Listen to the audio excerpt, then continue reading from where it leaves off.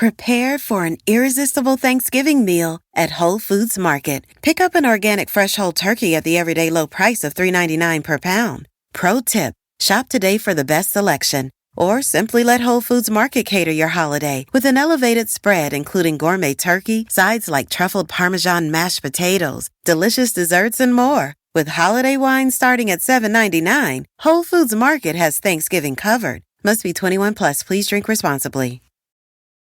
When it comes to quality sleep, Ashley has you covered with top mattress brands at winning prices and with special financing options available. You can snooze now and pay later. Plus, your mattress purchase helps give the gift of better sleep to children in need and U.S. Special Operations Forces. Visit your local Ashley store or shop online today and make every snooze count. Financing is subject to credit approval. See store or ashley.com for details.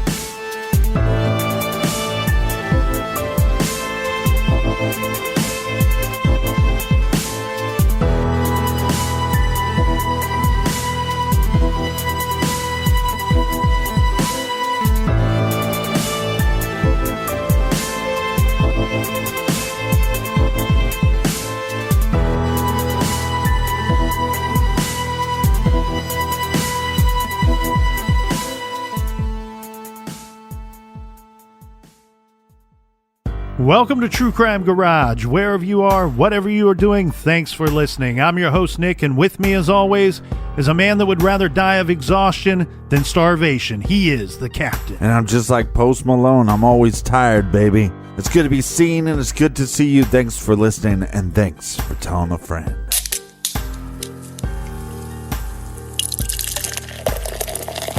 This week, we are drinking Sleepy Bear by Workforce Brewing in Plainfield, Illinois. Garage grade 4.5 out of 5 bottle caps. Strong caramel and chocolate flavors in this Russian Imperial Stout that is full of roasted malts, rye, oats, honey malt, brown sugar, and plenty of hops. The ABV is high here, 9.6%, so enjoy one of these at home in your garage. And let's give some thank yous and shout outs, Captain. First up, thanks to Alexis from Tall Timbers, Maryland. And a big shout out to Maria in Amish Country, Pennsylvania. Next, here's a good old Southern cheers to Allison in Easley, South Carolina. And a big cheers, mates, to Ryan in Chandler, Arizona. And one of our favorite stops here, Captain, we have Chris and we have Sicily in Parts Unknown. Population growing, though, because we also have Jill in Parts Unknown as well. So thanks to everybody for filling up the fridge for this week's show. If you want to help us out with next week's, go to truecrimegarage.com and click on the donate button. And I'd like to give a special shout out to Craig from the YouTube channel Team Richie. I've been following you from the beginning. I just want to say cheers to you and your success. And Jeff, we don't quit. Thanks, Captain. And hey, a quick little reminder for all of our new listeners out there. Check out the Stitcher app. It's free. We've been around for a long time. We keep getting requests for cases we've already covered. Yeah. So get the Stitcher app. It's free. All of our old episodes are available right there waiting for you to listen. Yeah, and I think it's in the left-hand corner. There's actually a date. I'll say like 2019. You can actually click on that, and it's a drop-down menu. So you can go down to like 2016 and listen to those shows, or 2018, whatever. There you go. True Crime Garage on the Stitcher app. All right, everybody gather around, grab a chair, grab a beer. Let's talk some true crime.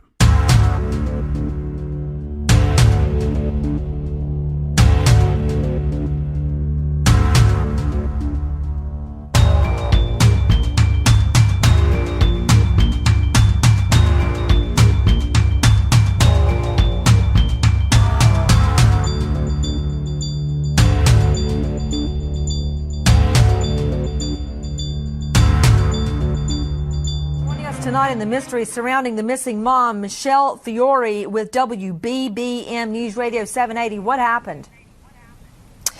Well, the latest information I have for you, Nancy, is that I did speak with Plainfield Police this afternoon, and they tell me that tips are now coming into their department, and that is significant because over the weekend when I first met with the deputy police chief, he told me they had nothing at that point. They were desperate for leads, and now they are finally coming into the station. Eiding says any lead, even say one that may seem insignificant to people, can be just the tip that they're looking for, and that can help bring Lisa Stebic home to her family. Jane, what were the circumstances of her disappearance? Well, it was April 30th was the last time that she was seen, and she works at a school cafeteria, so she reported for work that day. They saw her. Her husband is the last one that says he saw her late in the afternoon on April 30th. He said that she normally would leave in the evening to go do exercise. She'd come back 10:30 or 11. She was never seen again. Her children, though, and there are two children, have the same story that the father has, that the last time they saw their mother was late in that afternoon. So to you, Michelle Fiore with 780 WBBM News Radio, both children who were allegedly out buying some candy, the father says he was working in the yard when she went jogging or to work out, they back up the dad's claim he saw her at 6 p.m.? We have not spoken with the children at this point. I'm sorry, I couldn't hear you. Repeat. We have not spoken with the children at this point. What can you tell me about the husband refusing a polygraph, Michelle Fiore? You know what? Craig Stebic declined to take a polygraph test that was offered to him by the Plainfield Police Department. It was on the advice of his attorney, who is also his divorce attorney, in the proceedings that he filed against Lisa Stebic in this past January. Police tell us that besides Craig, other family members and acquaintances of Lisa have also been offered a polygraph test. They would not tell me exactly how many have taken it or if any have taken it at this point. Joining us tonight is a very special guest. It is Melanie Greenberg. This is the missing mom, Lisa Stebic's cousin. Melanie, thank you for being with us. Thank you, Nancy, for this opportunity to get Lisa's picture out there to a national audience.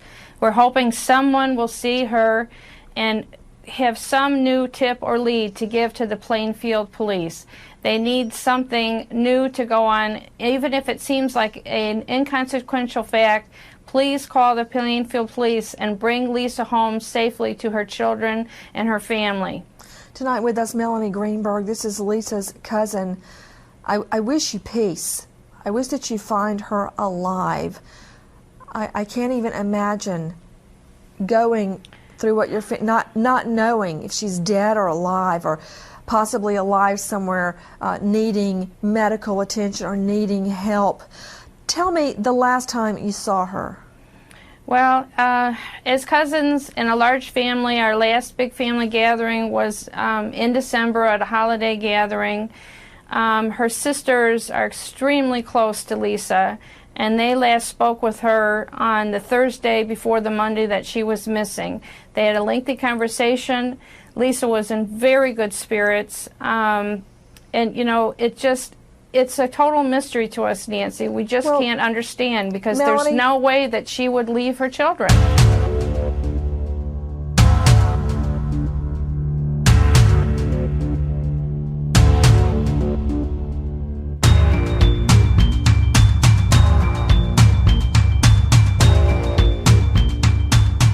Plainfield, Illinois is a comfortable town close enough to commute to Chicago for work, but far enough away to have a small town feel, with the population growing rapidly in the last 25 years.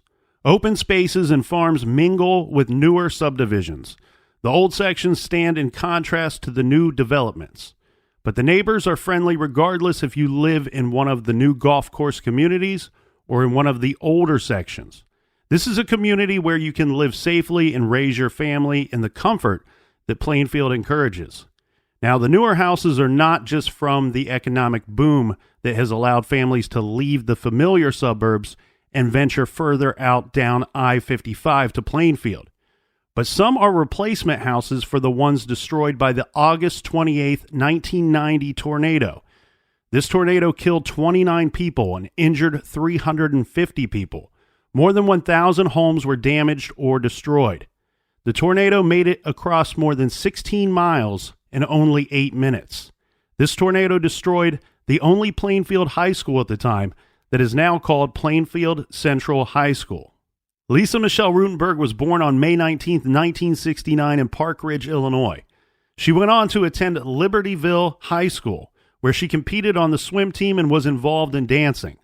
Lisa graduated in 1987, then attended Southern Illinois University before going to Kendall College. Lisa earned a degree in hotel and restaurant management, and she worked in hotels in Lincolnshire and Northbrook. Lisa met Craig Stebic at a party.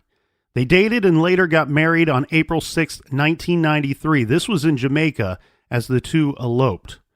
2 years later, the couple celebrated the birth of their daughter, Alexis, and their son, Zachary, followed about a year later. The couple lived in Waukegan, but Craig Stebic, he was a pipe fitter, so he traveled to the Plainfield area a lot for work, so they eventually moved there. Lisa Stebic was 37, almost 38 years old when she went missing on April 30th, 2007. Lisa was married for 14 years to Craig Stebic, and their two kids were 10 and 12 years old when she suddenly vanished. But before we get to the day in question, April 30th, let's look a little deeper into what was going on in Lisa's life leading up to her having gone missing. In March of 2006, so just a little more than a year before the day in question, Lisa started working as a custodian for the Plainfield School District. She was already working in the cafeteria at Lincoln Elementary. So the fill-in custodian position required her to work nights after her children were in bed, in addition to her daytime lunch duties.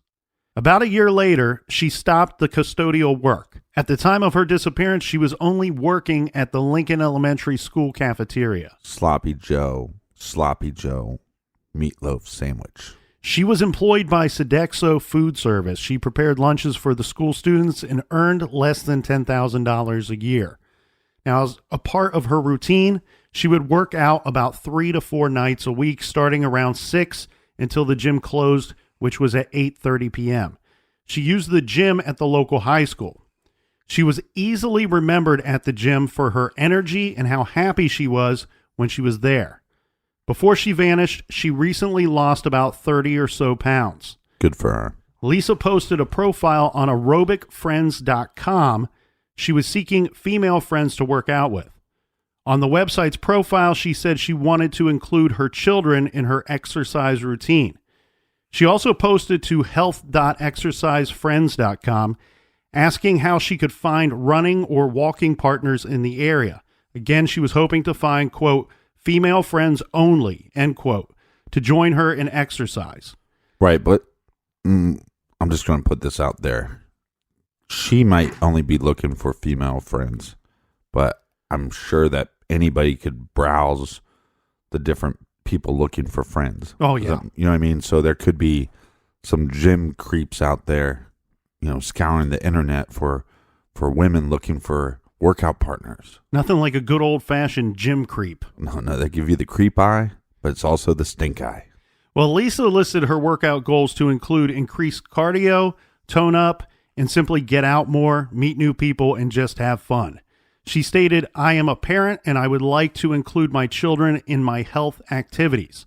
She wrote in one of her postings she was looking for partners to get out and enjoy nature. Well, first of all, Lisa is a saint because any lunch lady is a saint, because I would not have made it this far in my life because I wouldn't have ate most of the time if it wasn't for the kind lunch ladies.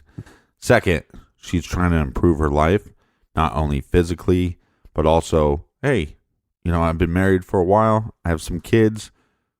I want to meet some new positive people. Mm-hmm. And so this seems like she's on the right path of doing so. And she's a hard worker. She's working 2 jobs at one point. Well, and this is always a good thing, too, because, some people, and I've been there, I've been on both sides of this, some people work out because they feel like they have to maintain a healthy lifestyle. Right. And then you have others that are able to make it a hobby where they actually enjoy doing it and spending time working out and being healthy. And that's what it seems like to me, that this was her way of getting out of the house and doing something for herself. She probably needed a little bit of alone time. Yeah, the only thing I disagree with her on is the cardio thing, because cardio's the devil. Well, the Stebic's marriage was falling apart. Okay. In fact, in January of 2007, they filed for a divorce. FYI, most publications report this was filed in January. However, I did find a couple that stated December of 2006. Regardless, we're talking about a small window difference of time there. Yeah, but again, we have this individual that is trying to improve herself, and maybe it's, I'm going to get a divorce and I want to look good and try to find somebody. But at this current time, it doesn't look like she's looking for, the next man. No, she's obviously concerned and involved with her children's lives. That seems to be the focus there at the time. Now, during the process of this divorce, Lisa and Craig lived together with their children in the family's house. Lisa would sleep on the couch while Craig used the master bedroom. Lisa told friends that she slept with her phone and her purse next to her because she was afraid that Craig would take them, take the phone and or purse and possibly destroy them. Right. During the divorce, Lisa befriended a coworker named Ruby and would often spend her evenings at the gym with Ruby and then often afterwards going to Ruby's house for a glass of wine and some chit-chat. Often Lisa would bring her children with her when she would visit Ruby's home. Lisa went out on a couple of dates with a recently divorced man a short time before her disappearance. I do not know this individual's name, could not find his name, but what I could find was that he was 45 years old or so. This would be about 7 to 8 years older than Lisa at the time. Well, yeah, but most women like an older man or an older captain. What I gather from this information, what little information we have on this dating situation, yeah, I don't gather that this was a serious thing. Right. I think we have somebody that's going through a divorce and someone recently divorced. Likely they were probably hooked up, let's say, or, somebody playing matchmaker probably put them together somehow. Right. So now, is her husband seeing anybody at the time? No, there's no indication that he was seeing anybody at the time. There's also not 100% evidence that he was aware that she was dating someone. Right. Again, I don't think this was a serious thing. I think it was very casual. I don't even know how many times they actually went out on a date together. I don't think it was much. Well, and sometimes if you're going, especially when I went through my situation, I'd meet women that were going through a divorce too, and we'd go out to lunch or hang out, go shopping. Somebody on the outside could go, oh, well, that's a date. They weren't dates. They were almost therapy sessions. Right. I was going to say the same thing. Anybody that's been through a tough breakup, you find yourself sitting across from someone, having a cup of coffee or sharing a drink, and it's really just you need somebody to vent with, right, somebody to talk to, somebody that's kind of going through the same thing. There might not even be an attraction there really at all. Well, and let's face it, too. Women, they can kind of get their stuff together and start moving a lot quicker than most men.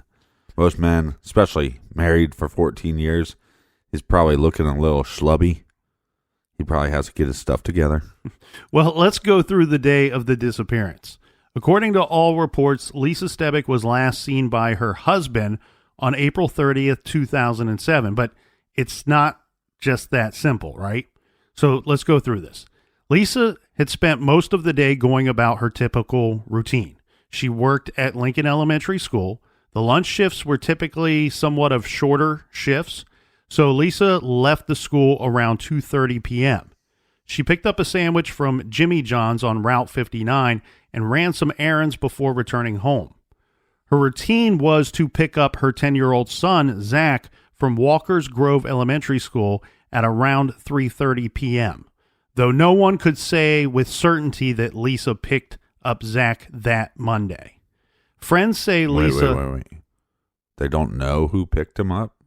Well, he came home at the normal time, so everyone just assumes that the typical routine was for her to pick him up right at 3:30 p.m. So we're going to assume that she picked him up.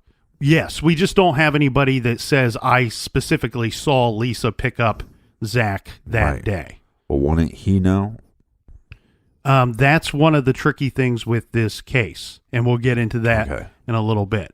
So, friends say that Lisa almost always made sure that she was home with Zach and her 12-year-old daughter until Craig returned from work in the evening time. At 5:40 p.m., Craig comes home from work and gives the kids money to go get some candy. Now, later, Lisa's friends stated to media that Lisa strictly forbid the kids from eating candy or any type of processed sugar. So they question this activity. 5:45 p.m., the children leave on a bike ride to go to Walgreens to get their candy. Between 5:45 and 6 p.m., Craig starts working in the backyard. We should point out here that Craig, and this is mentioned by all the neighbors, he was one of those guys that was often seen out working in the yard. This was very typical behavior for him. Yeah. At approximately 6 p.m., Craig says that he re-entered the home and Lisa had already left. He assumed that she went to work out as per her regular routine. Now, some reports say that he thinks that he heard her leave, but says he didn't see her. Right. Regardless, Lisa fails to show up to work out at the high school, which was her regular routine. And that'd be at what time? At 6 o'clock is when Craig believes that she left the home. Right, but what time does she normally work out? This would be shortly afterwards. Okay. She would often arrive in the 6 o'clock hour and stay till about 8:30 p.m. You're giving us a lot of information, so I just want to clear this up. So her son gets picked up from school, 10 years old. Mm-hmm. We know that he gets home. Yes. We can assume that it's her.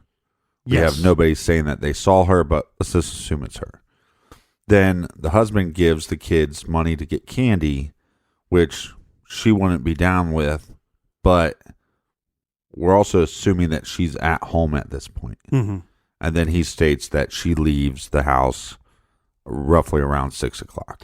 Yeah, and you know what? Her friends, Lisa's friends and family, have made a lot of this thing of her husband, Craig, sending the kids out to get candy. Right. Because it's against what Lisa would typically allow. I do understand why you question that, because if something were to go down in that home and, you know, the two witnesses would be the children. Right. Right. So I understand questioning that, but at the same time, it could be something as simple as we're going through a divorce. We don't even talk to each other. We don't get along. Right. This is dad's rules, not mom's rules. Here's some money. Let me be the star of the night and go get some candy. Yeah, but it also seems a little hush money. You know what I mean? Could be. It feels that way a little bit. But again, I'm all for Lisa. I'm all for the working out. I'm all for the cardio. But kids with no candy? Come on. Well, here's one thing that I think is very key to this case, and it is, you know, Craig's word that we have to go off of here. We do know Lisa left her car at the family's home, but according to Craig, she took her purse and cell phone with her. I've seen some statements that say that she took her car keys as well, right, but that seems to be more in question than fact. So let's just point it out there. At this point, or sometime around 6 p.m., according to Craig's story, his wife, Lisa, has left the home, and her purse is gone and her cell phone's gone, but her car is at the house. Right, but you would assume if she's taking her purse, she probably has a house key that she's taking her car keys with her. Right. Well, between 6:30 and 6:45 p.m., the kids return from Walgreens and they go directly to Target with their father to purchase a birthday gift for some unnamed person with their father, right? Right. Now, between 10 and 11, this is when Craig said would be the usual time that Lisa would return home after going to the gym or going out. She does not return that night. The next day, Tuesday, May 1st, at 8:50 a.m., Lisa's coworkers received a phone message from Craig asking if his wife had reported to work. At 10 to 10:15 a.m., Craig called the next-door neighbor to inquire about Lisa. The neighbor reported her missing to police a little after 10 a.m. This is shortly after this phone call. Right. Craig and the kids went about their typical day after he called the neighbor. He drove the kids to school, and then he went on to work. Now, before we get too far along, Captain, here is a description of Lisa at the time of her disappearance. Right. She is 5 feet 2 inches tall, 120 pounds, Caucasian, with brown hair and brown eyes. Now, to celebrate her new start in life, I'm guessing this is, once the divorce was working its way through, Lisa got a butterfly tattoo on her lower back with her children's names on each side. Yes, this is a very bad decision. She already had a small rose tattoo on her ankle. This had her daughter's name on it. Yeah, that's not so bad. It's just the butterfly on the lower back. And she had also told friends that she wanted a tattoo somewhere else that would have her son's name on it. There is a reward for information in this case, and anyone with information, no matter how little, you should get in touch with the Plainfield, Illinois Police Department. Right. And that goes for everyone everywhere, not just in Illinois, because there has been some speculation tied to the state of Michigan and the state of Wisconsin. And as you and I know very well, Captain, we have seen very good information come from further away than just a state or two when discussing these cases. Yeah. So what's interesting here is that we have a situation where they're going through a divorce. It doesn't sound like it's that messy as far as she's sleeping on the couch, he's sleeping in the bed. Yeah, I mean, she holds her phone tight and her purse tight, but you don't know why that is. I mean, who is she talking to? Maybe she just wants to keep that stuff private now because they're going to be divorced, so she doesn't have any reason for sharing that information. So it's kind of strange. And then, logically, you got this guy that goes, well, she normally comes home pretty late, but she didn't. But you don't know. He might have he might be speculating a little bit that she's on a date. Mm-hmm. And then it's like, then he's probably thinking, well, it's not my place to call her and ask her where she's at or text her because, we're getting a divorce. Like, this is what's going to be happening a month from now anyways, 2 months from now anyways. You see what I mean? Well, the big thing that you have to question here regarding the situation of her not coming home, whether it be 10, 11, or, whatever time, her not coming home at all, is there was some turmoil going on in this divorce. And there was some bitterness, I think. And what we will see here going forward is the reports about that do seem to be one-sided. It seems to be Lisa telling some people that some things are going on, but it also seems like they were, if there was a lot going on, if there was a lot of hostility inside that home, it was kept fairly quiet. And the thing too that you have to call into question is, what kind of situation on Craig's end are we talking about? Are we talking about a jealous husband that is wondering where his soon-to-be ex-wife is, pacing the floors at their house? Or are we talking about a guy that's already moved on and he doesn't really care? He doesn't become alarmed until she doesn't show up to work the next day. That's what I'm saying. Two very different situations. Yeah, no, I totally agree. And I think just on the surface right now, it seems like because there's no call at night. Mm-hmm. You'd think that if he was like a real jealous dude, mm-hmm. that he'd be texting one of her friends or calling somebody. There'd be some kind of effort made at night because he'd be thinking, she's with some guy, she's staying the night. Oh my God, right? Mm-hmm. But since that doesn't happen and he waits until the morning, then now he's going, and you got to remember, they've been together 14 years. They had 2 kids together. I'm sure there is some kind of love there. Even going through a divorce, you still care about the person for the most part, or you should. And so now you have this individual that's going, hey, wait a second. Okay, she didn't show up last night. That's one thing. But now I'm getting a little worried. Mm-hmm. Well, let's take a quick beer break. And when we get back, we'll talk more about Craig Stebic, and we'll also take a deeper dive into what was going on with this divorce.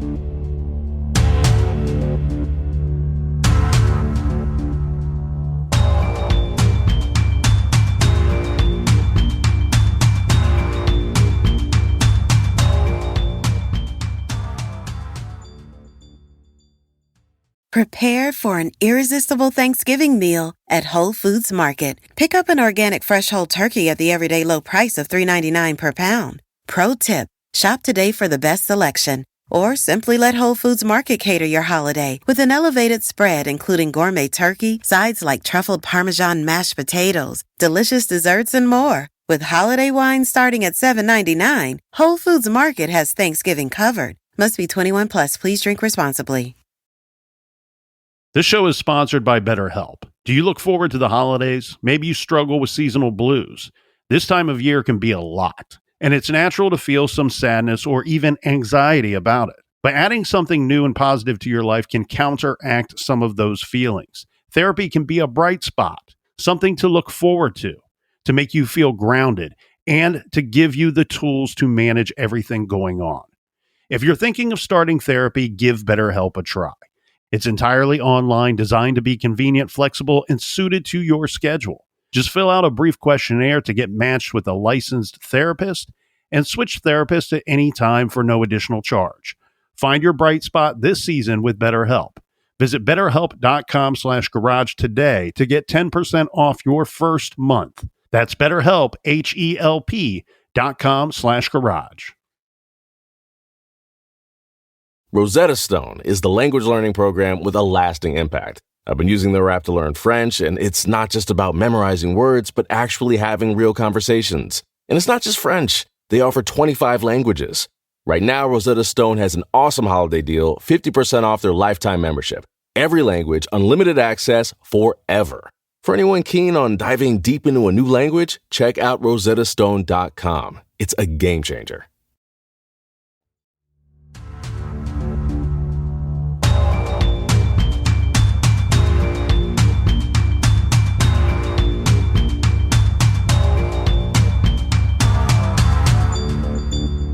All right. Cheers, me mateys. Cheers, Captain. Let's take a closer look at Lisa's husband, Craig Stebic. Craig was a former private investigator who was working as a pipe fitter at the Dial Corporation based in Montgomery, Illinois. Craig Stebic earned more than $80,000 annually at his union job. He was working there for at least 5 years that I could tell, and it was not unusual for him to have several weeks in between jobs. He does have one prior arrest when he was arrested with his father on October 8th, 1995. I believe this was looked at as a possible illegal hunting type situation. According to the police report, fresh blood was discovered inside somewhere on the truck, on Craig's truck, but no animals were found. Police believe the two hid them in one of hundreds of mining pits that can be found in Iron County, Michigan. Craig Stebic was charged with 2 felony counts of unlawful use of a weapon after police stopped his vehicle about 1,000 feet from a school at 9 in the morning. Police found a 10-gauge double-barrel shotgun, a .44 Magnum pistol, a Ruger, and an AK-47 semi-automatic assault rifle in his Toyota pickup. Woo, woo, woo, woo. Red flags going off. Mm-hmm.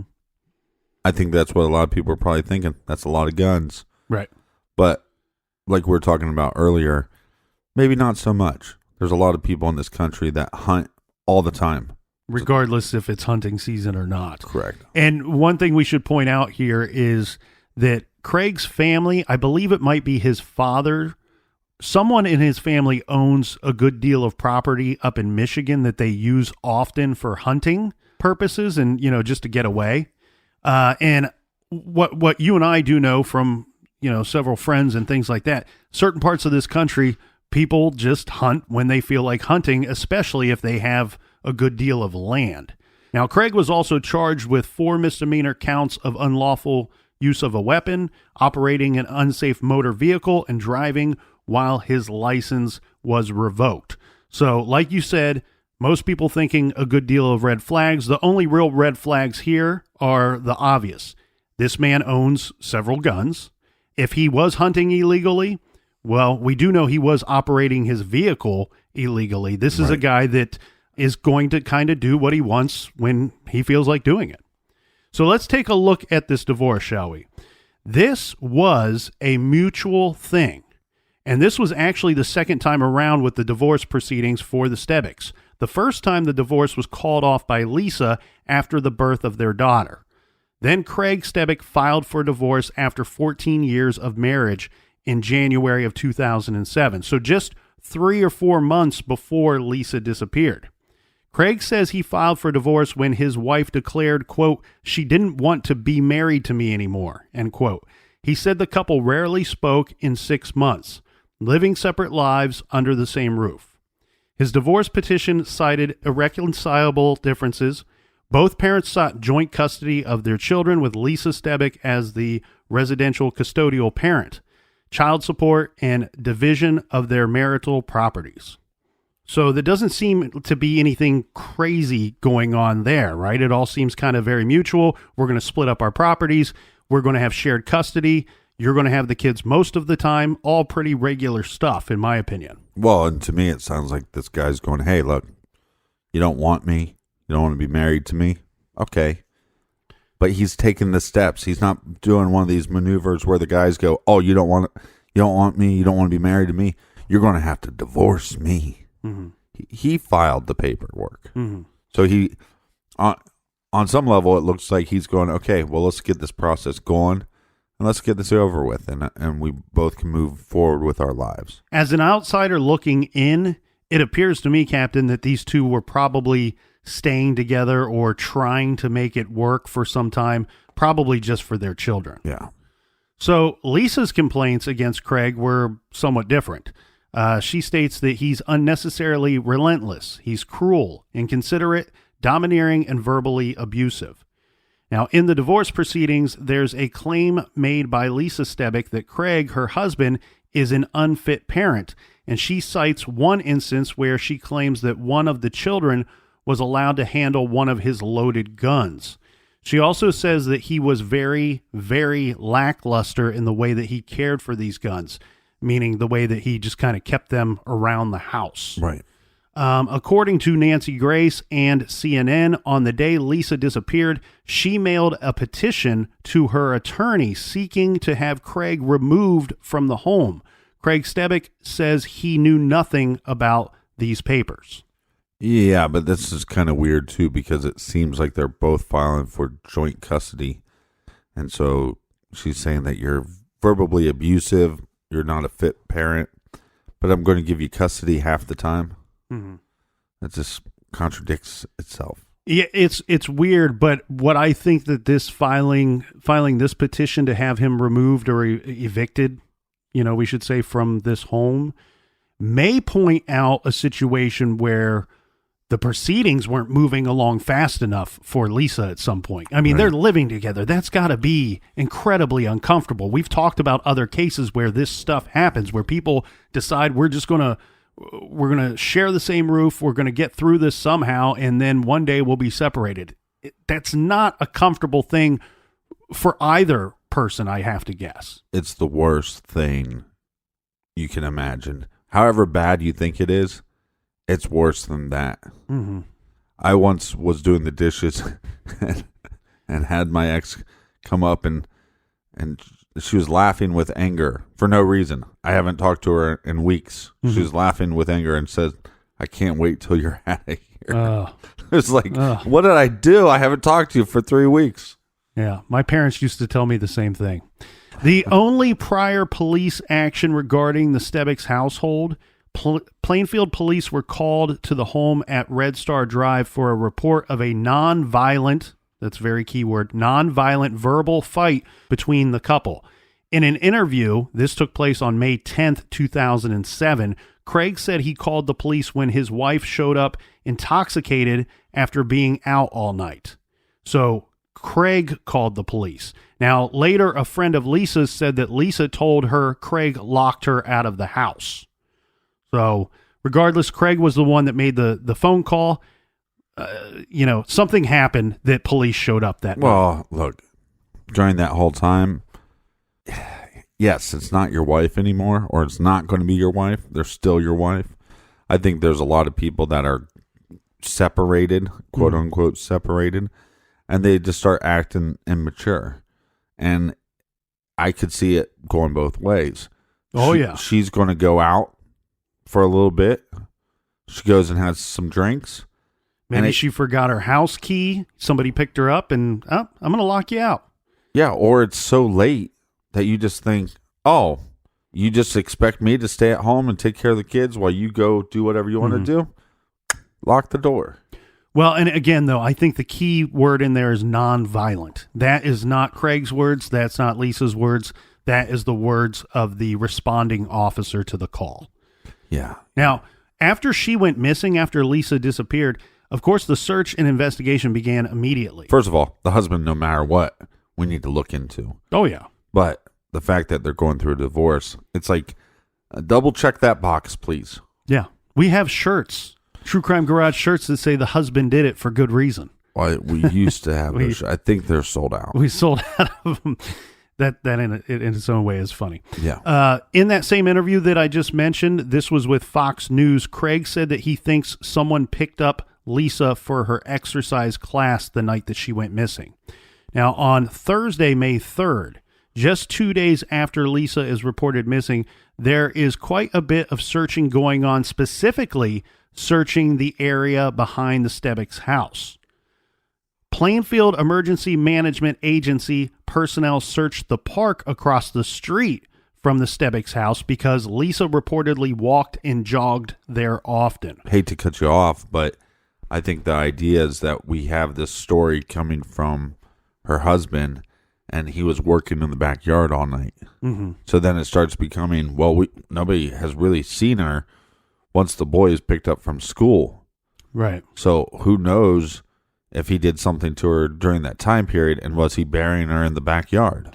Well, and you know what? This is a good time to kind of lay out the property a little bit for the listeners. So their home, it was a pretty nice house, and it was in a pretty nice neighborhood, from what I could tell. Look, there's a park across the street from their home.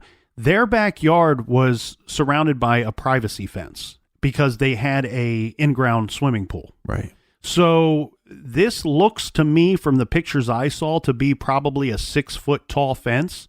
So someone that was working in the backyard, I mean, if you needed to conceal something, this would be the place for searchers to be looking in my opinion. Right. Now, police also searched Stebic's computer files for a lead.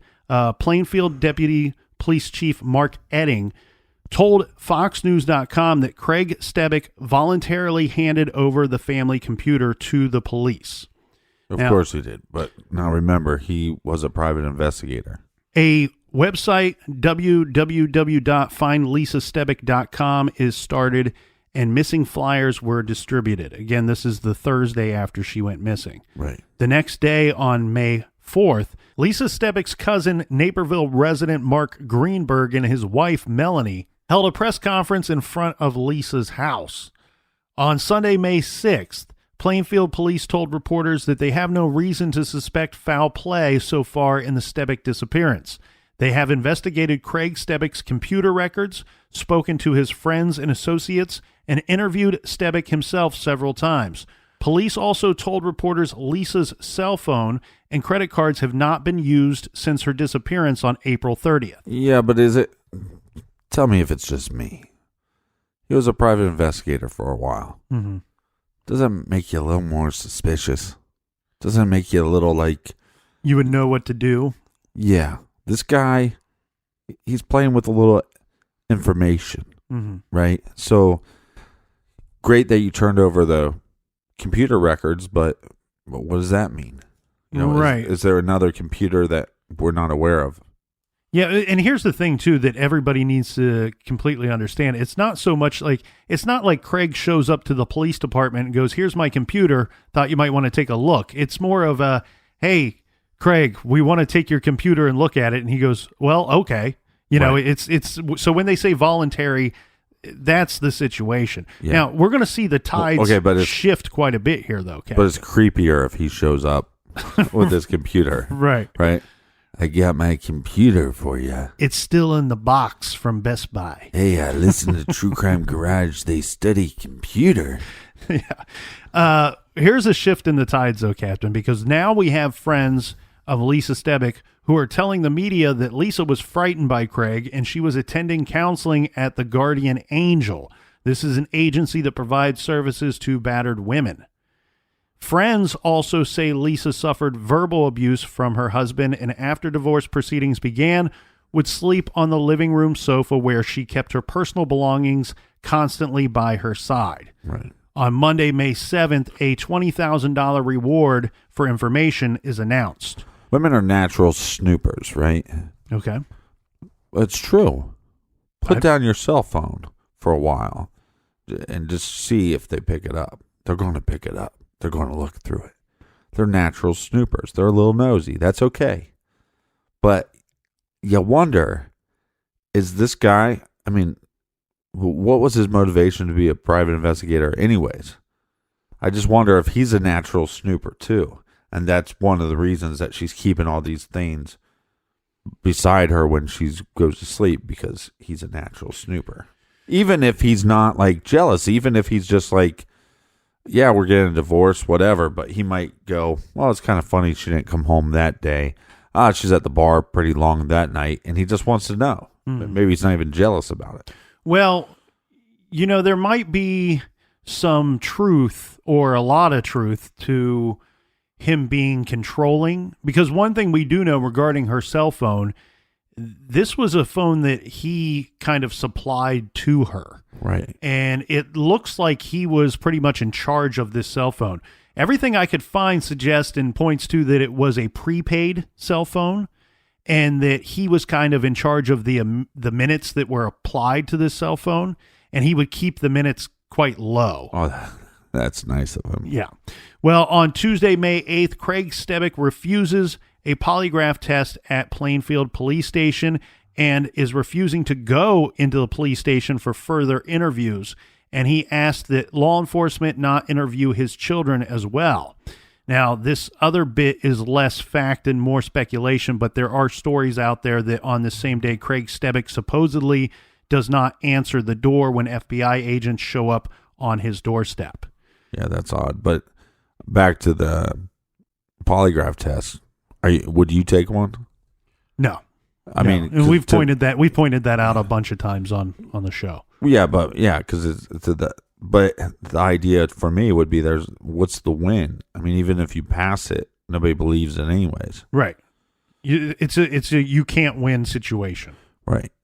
Now, on Wednesday, May 9th, Craig Stebic was seeking temporary full custody of the couple's children. His lawyer, Dion Davey, said he filed the custody petition in Will County Courthouse in order to protect his client from the possibility that Lisa Stebic could return and then disappear again, possibly taking the children with her. On Thursday, May 10th, firefighters and boats searched Lake Renwick in Plainfield for Lisa Stebic. Note the lake is about 5 miles from the Stebic home. Of course, they didn't find anything.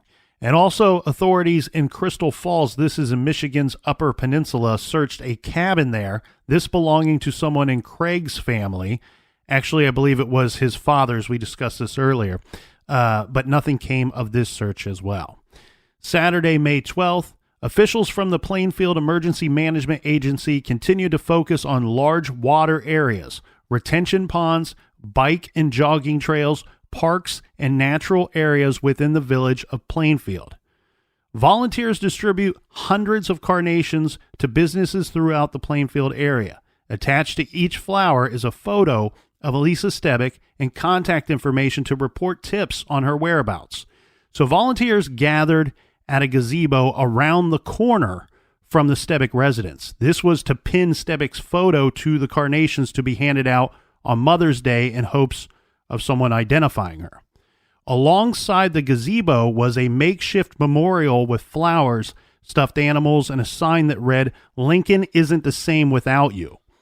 Lisa Stebic's husband, Craig, did not participate in any of the weekend events, this according to suburbanchicagonews.com. But is this another situation where it's a no-win situation? If you help out and you do something odd at the event, or you say something wrong, or you say something and they think that you implied something else, does that become headline news?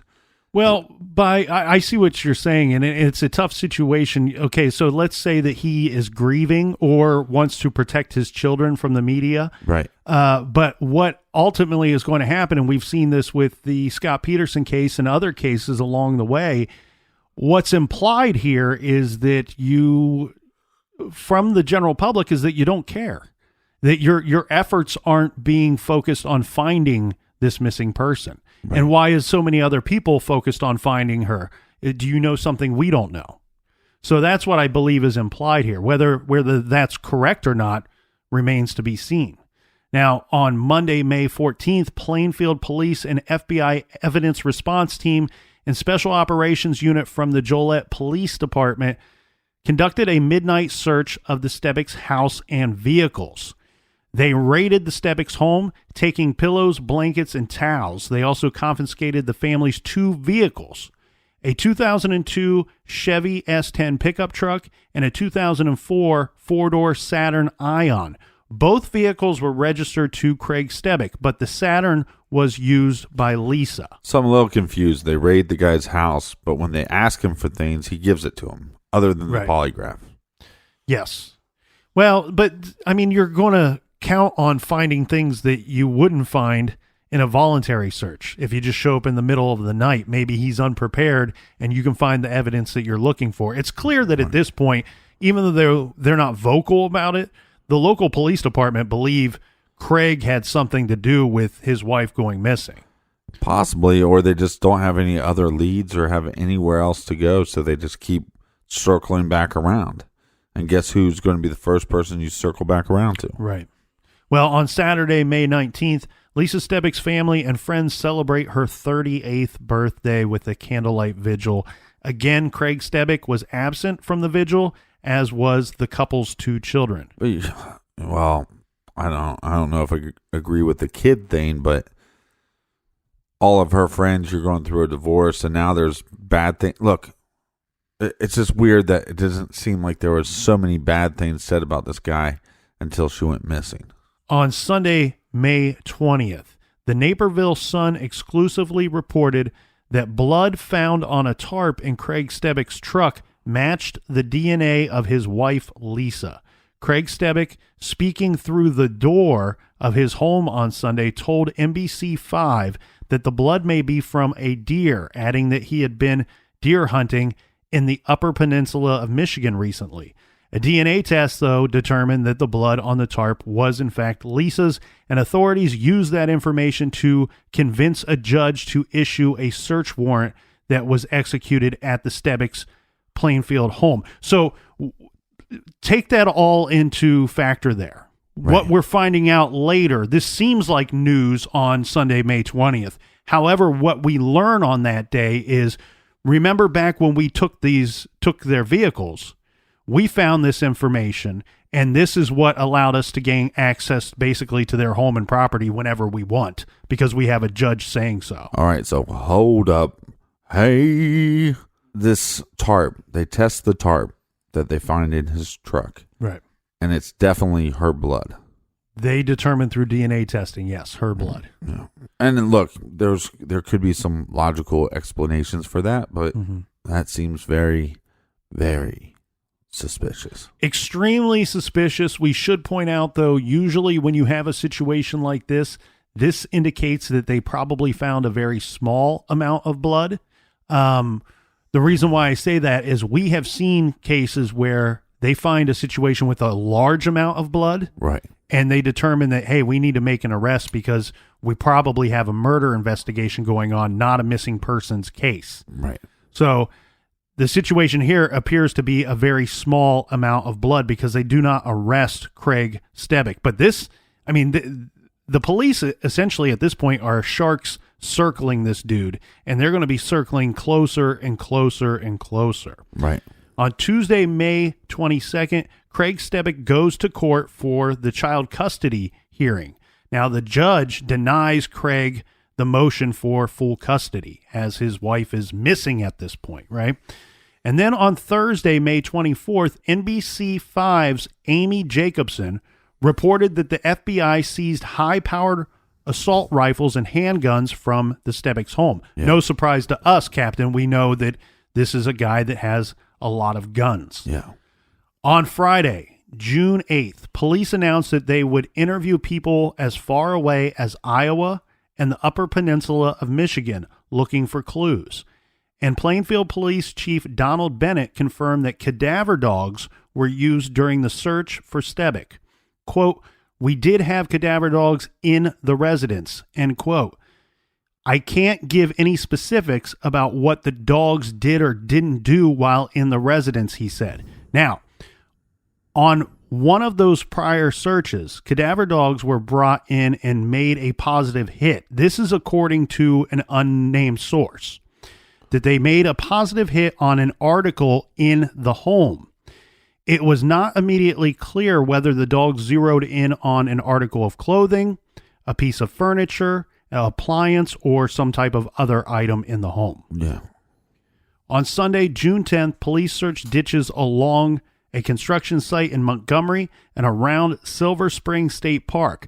They said that they were looking for Stebic's older model cell phone and her small black purse decorated with rhinestones. Now, this type of cell phone, are we going to get a cell phone ping off of it? They were looking for pings regarding shortly after the time that she was last seen at the home. Yeah. This phone didn't ping anywhere. Not only was it appeared to have not been used. And again, they openly stated that her credit cards that would have been in her purse were never used after the time that she was last seen. Right. But hypothetically, if she is killed in her house, they turn off all the electronics. It wouldn't ping. Now, there is a scandal that goes along with this story. We already mentioned WMAQ NBC5 reporter Amy Jacobson, who was covering Stebic's story. Well, on Friday, July 6th, she was caught on tape by the pool in a bikini at Craig Stebic's home. She was caught by the rival channel, Channel 2. Now, this led to her exit from the TV network. So Amy Jacobson left her job. That's what they say, left her job, after a video surfaced showing her in a swimsuit at the home of a man whose wife disappeared 2 months ago, a story she had been assigned to cover. Jacobson told her bosses that she was on her way with her sons to go swimming at a local club when Craig Stebic's sister asked her to go to his house to talk about the case. The video posted on the rival station's website shows veteran reporter Amy Jacobson wearing a halter, bikini top, and towel near the pool at Craig Stebic's suburban Plainfield home. Jacobson's 2 young children were there as well, and a shirtless Craig Stebic are also shown in the video. The station decided to air the video once it, quote, was clear Jacobson's own conduct was in question by the people she worked for, end quote. So she was let go from her job because basically she's at a pool party with this guy who many consider to be a suspect in the disappearance of his wife.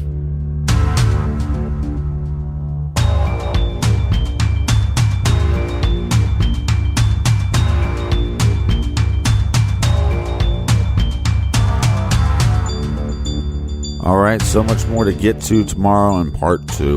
For everything true crime, check out truecrimegarage.com. We will see you all back here in the garage tomorrow.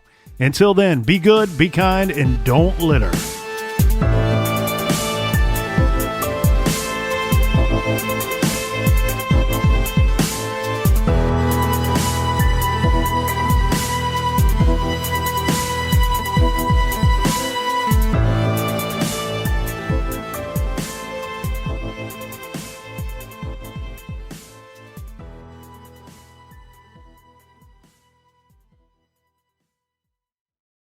Prepare for an irresistible Thanksgiving meal at Whole Foods Market. Pick up an organic fresh whole turkey at the everyday low price of $3.99 per pound. Pro tip, shop today for the best selection. Or simply let Whole Foods Market cater your holiday with an elevated spread including gourmet turkey, sides like truffled Parmesan mashed potatoes, delicious desserts, and more. With holiday wine starting at $7.99, Whole Foods Market has Thanksgiving covered. Must be 21 plus. Please drink responsibly.